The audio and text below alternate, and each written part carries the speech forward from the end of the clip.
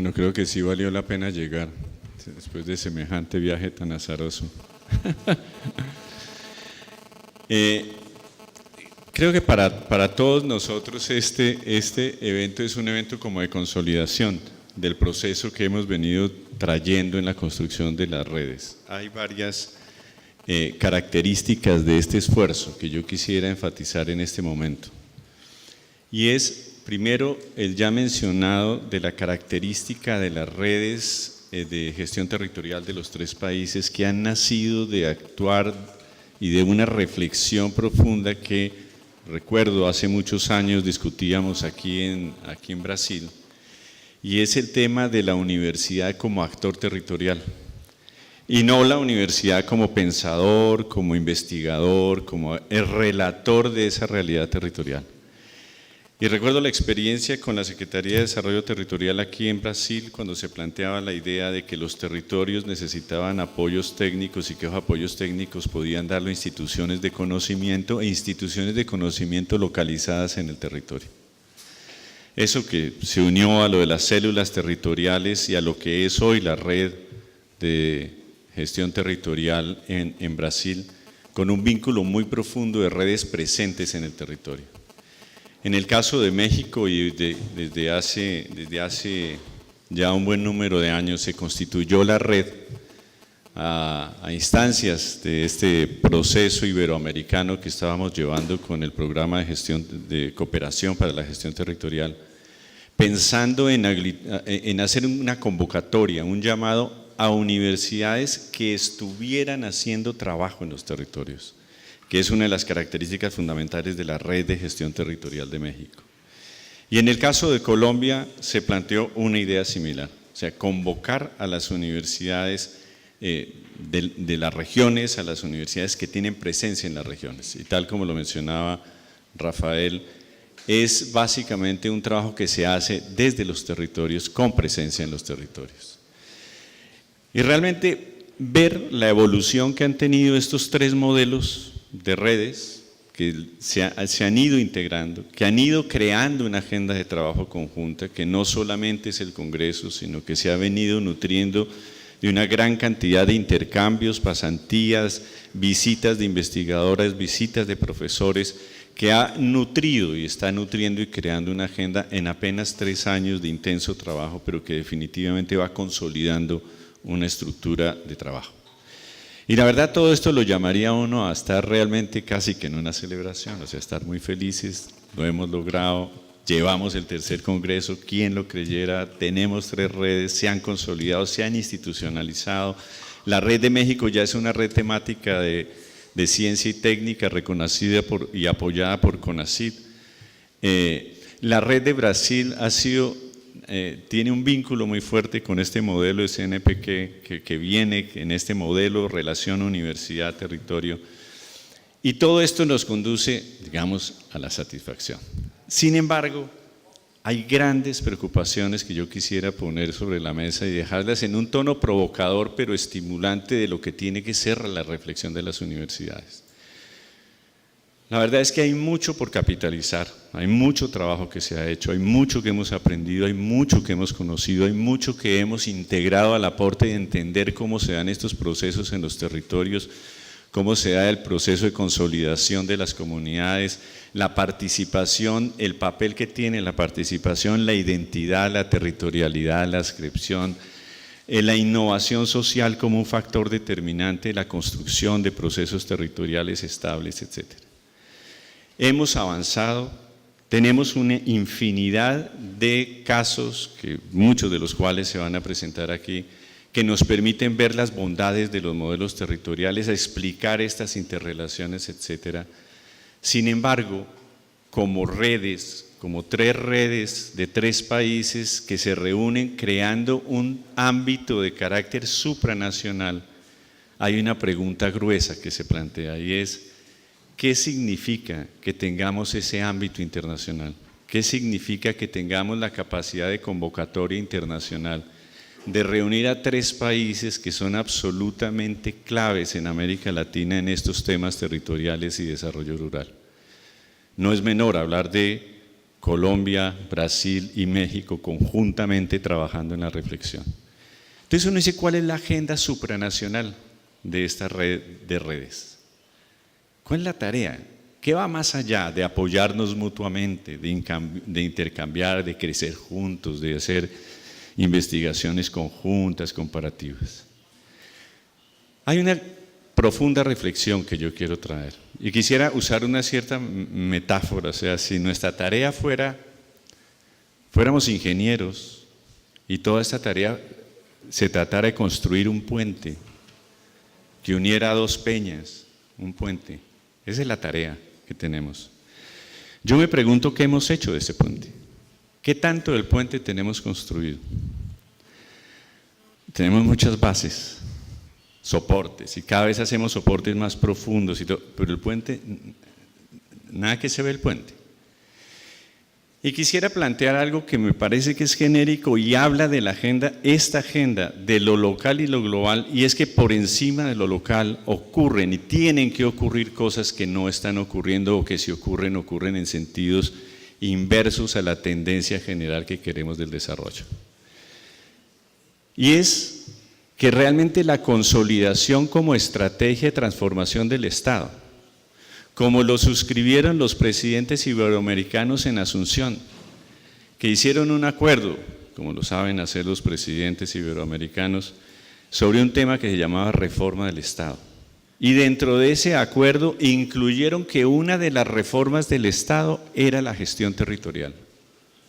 Pero si nos preguntamos nosotros qué tanto de la gestión territorial que nosotros impulsamos en nuestros territorios tiene la solidez, la consistencia, la permanencia y la sostenibilidad, creo que tenemos que hacernos preguntas muy fuertes, que pueden ser inclusive dolorosas. Y puedo hacer un recorrido. Hace años, recuerdo el 2003, cuando veníamos aquí, eran ríos de leche y miel, la alegría y la felicidad. Estrenábamos la Ley de Desarrollo Rural Sustentable en México, estrenábamos los territorios de identidad en Brasil. Había una onda generalizada. En Colombia el tema de descentralización estaba tratando de consolidar a partir de la nueva Constitución colombiana procesos profundos de reforma. Sin embargo, la verdad, o sea, hago un paso realista, lo analizábamos, insisto mucho en México en analizarlo.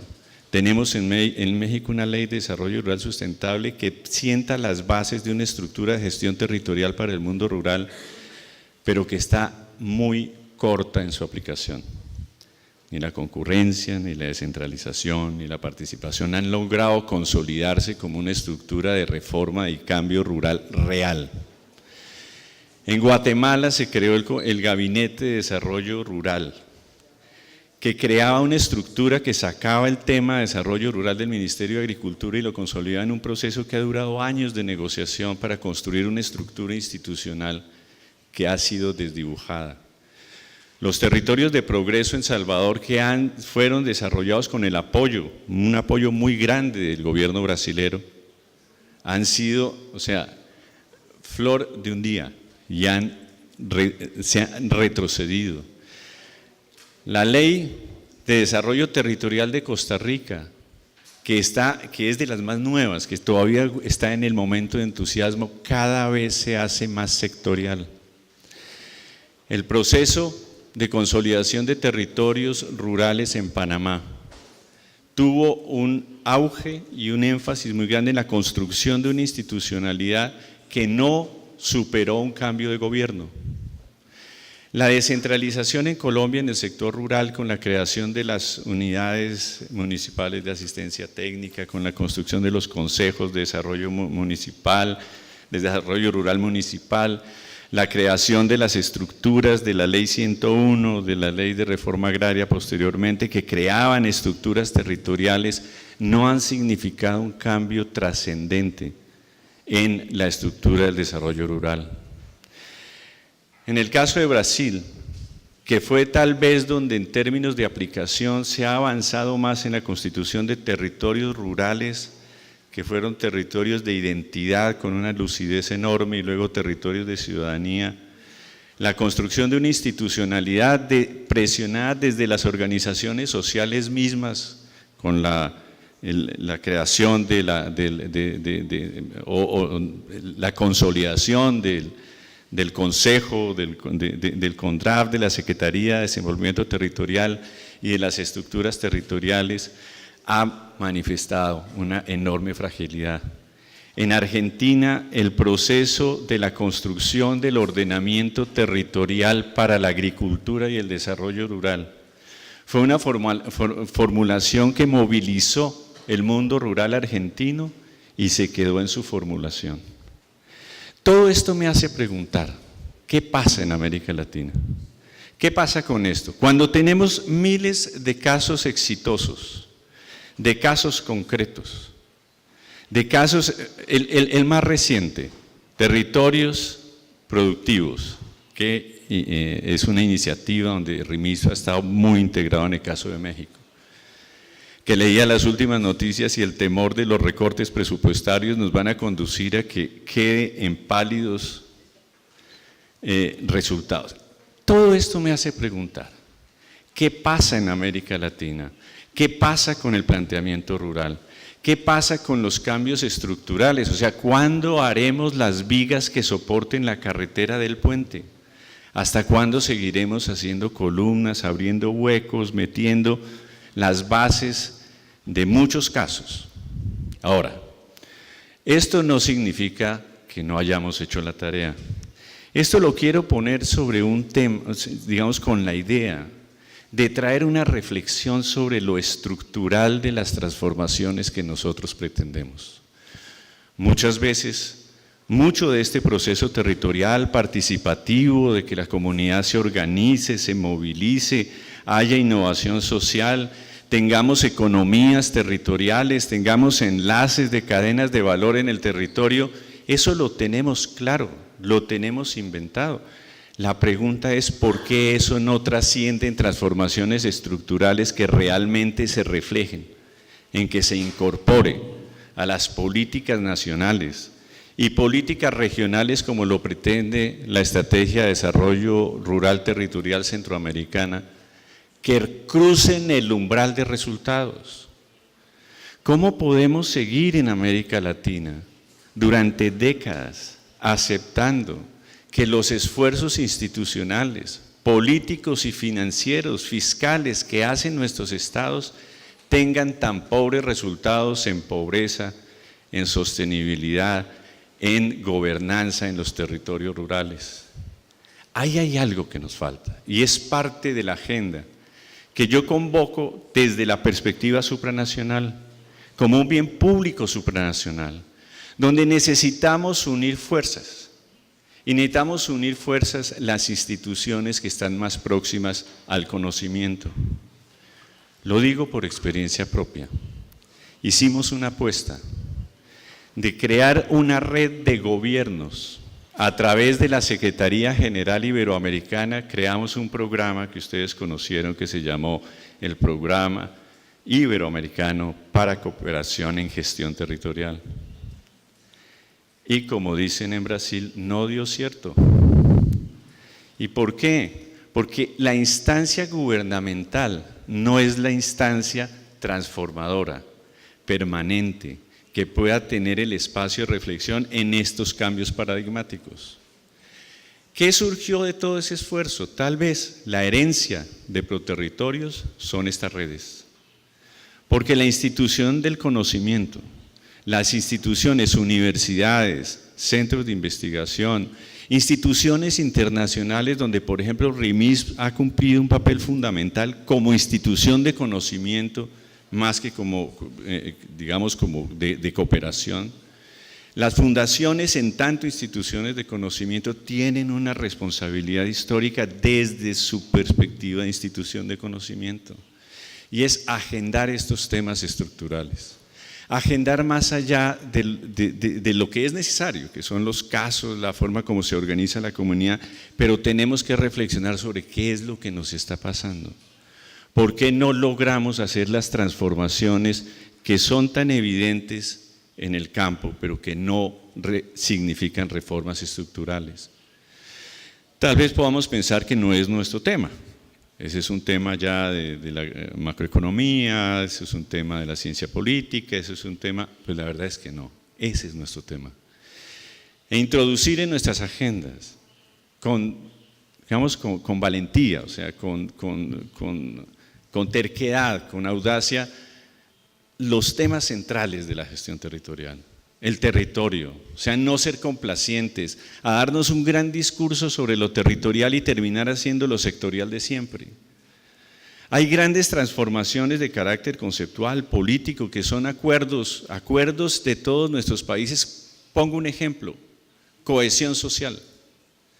Cohesión social firmada y suscrita por nuestros países, y cohesión social se define ni más ni menos que como inclusión y pertenencia. El significado que tiene hablar de cohesión social, no hablar de igualdad, de pobreza solamente, sino incluir el tema de cohesión social como inclusión y pertenencia, tiene un enorme impacto en la forma como vemos las cosas. Cohesión territorial no es el desarrollo con el derrame como lo planteaba la utopía radical neoliberal, sino es generar desarrollo con base en solidaridades territoriales, es la integración territorial. Ese tipo de temas no pueden ser, no podemos ser complacientes con eso.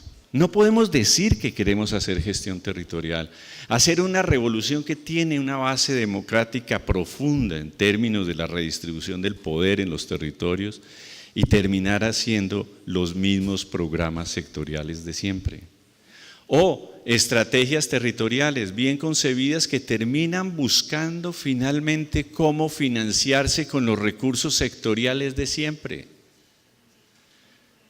¿Cuántos programas tenemos de visión territorial cuya imagen de financiamiento es conseguir que el Ministerio de Agricultura o el Ministerio de Desarrollo Social o el Ministerio focalice alguno de sus tétricos programas sectorializados minúsculos de transferencias y subsidios para apoyar la estrategia territorial? Luego yo creo que aquí, ese es el sentido un poco contradictorio que siento hoy, en un momento que yo debería estar realmente celebrando, porque celebro que esté en las 3 redes, eso la verdad me llena de satisfacción, pues con Mireya, con Rafa, con César, con todos los compañeros mexicanos que hemos estado impulsando desde años, es de gran satisfacción, pero por el otro lado no puede ser. No puede ser que en unos años volvamos a hacer un congreso y volvamos a presentar los casos y no logremos ver y entender por qué las grandes reformas y transformaciones no se hacen. La gestión territorial está en el meollo de los cambios estructurales que requieren nuestros países. Y eso lo tenemos que agendar. O sea, tenemos que agendar en serio por qué estas reformas que tanto aprobamos y tanto aplaudimos no están generando las transformaciones.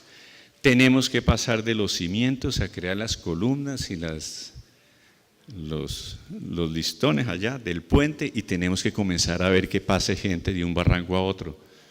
Porque la verdad, entre tanto, hasta no tengamos un puente con gente pasando de un lado a otro, la verdad es que los congresos no podrán ser memorables.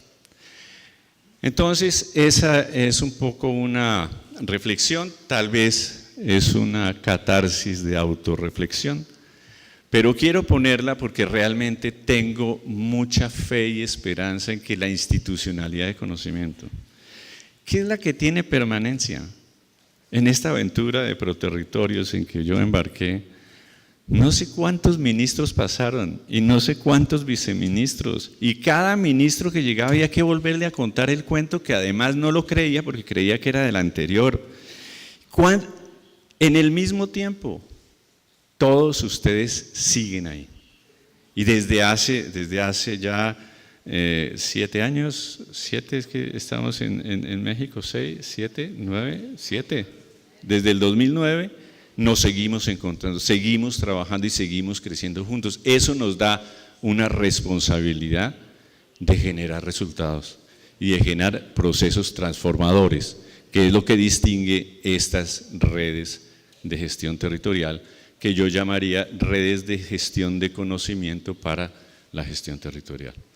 Finalmente, no me queda sino agradecer muchísimo la invitación y felicitar muchísimo a Mireya y su equipo que lograron armar en medio, sé, de muchas dificultades, y desear muchísimo éxito en esta reflexión que espero abra caminos no sé, de nuevas agendas supranacionales latinoamericanas que justifiquen la existencia de estas 3 redes. Muchísimas gracias.